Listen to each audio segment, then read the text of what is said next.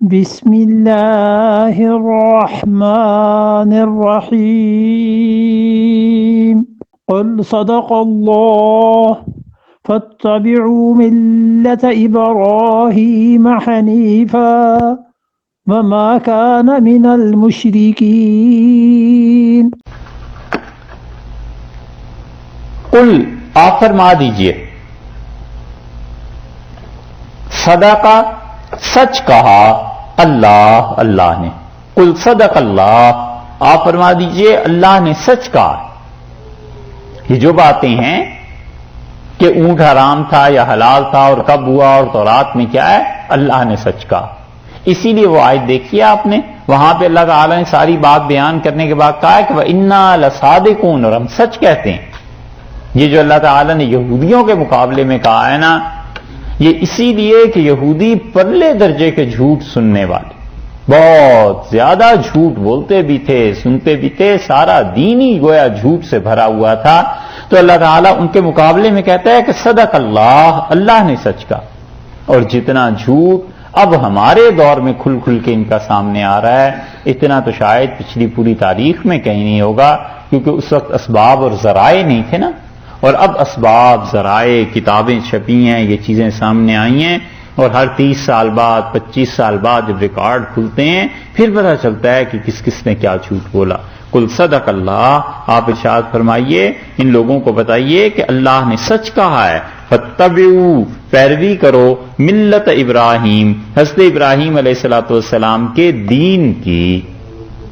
ملت کا لفظ بہت چیزوں کے لیے استعمال ہوتا ہے۔ ملت کا لفظ کبھی کبھی قوم کے بارے میں بھی استعمال ہوتا ہے معنی میں، اور ملت کا لفظ مذہب کے لیے بھی استعمال ہوتا ہے۔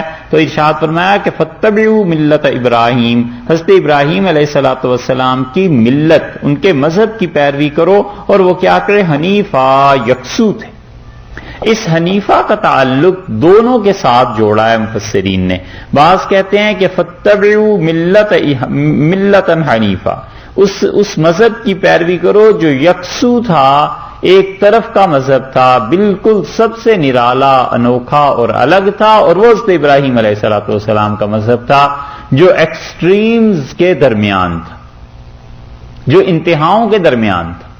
اس وقت جو لوگ بھی تھے بت پرستے، شرک کرتے تھے، وہ ایک طرف کو ہو گئے، سب کو چھوڑ کے وہ اللہ کی عبادت کرنے لگ گئے۔ اللہ کا مذہب تھا وہ، اور حضرت ابراہیم علیہ السلام کو خدا نے الہام کیا، وحی کیا، اس کی پیروی کرو۔ اور کچھ حضرات کہتے ہیں کہ یہ جو حنیفہ ہے نا، یہ صفت اصل میں حضرت ابراہیم علیہ السلام کی بیان کی گئی ہے، مذہب کی نہیں۔ تو پھر ترجمہ یہ بن جائے گا کہ فاتبعوا پیروی کرو ملت ابراہیم، ابراہیم علیہ السلام کے مذہب کی۔ اور ابراہیم علیہ السلام کون تھے؟ حنیفہ، وہ یکسو ہو گئے تھے، انہوں نے سارے مذاہب کو چھوڑ کر ایک طرف کو مذہب رکھا اپنا، اور وہ اللہ کی توحید تھی، اللہ کا دین۔ ابراہیم علیہ السلام کے بارے میں اسی لیے کئی جگہ پر آتا ہے حنیفہ، یکسو ہو گئے تھے۔ اس وقت دنیا میں بڑے بڑے کفر رائج تھے، کافر اپنے بزرگوں کو پوجتے تھے، ان کی طرح کے بت بناتے تھے، ان کی شکلوں کے مطابق ان کو پوجتے تھے۔ یونان بھرا پڑا تھا ستاروں کی پرستش کے لیے، اور کیا کیا چیزیں وہ قائم کرتے تھے، یہ سب چیزیں ایسی تھیں۔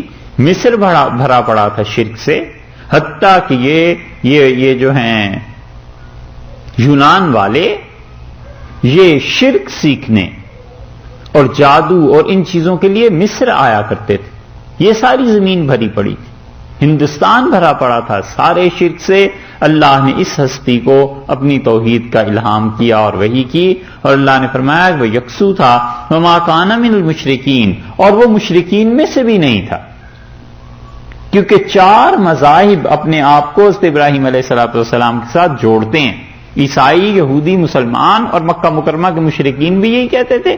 اللہ نے فرمایا وہ تینوں میں سے کسی کے ساتھ نہیں تھا، وہ تو بالکل الگ تھا۔ اور کن کے ساتھ تھا یہ کل اللہ نے بیان کر دیا نا، کہ سب سے زیادہ ان کی ملت کے پیروکار، سب سے زیادہ ان کے قریب یہ نبی صلی اللہ علیہ وسلم ہیں، اور جو ایمان والے ہیں وہ ہیں۔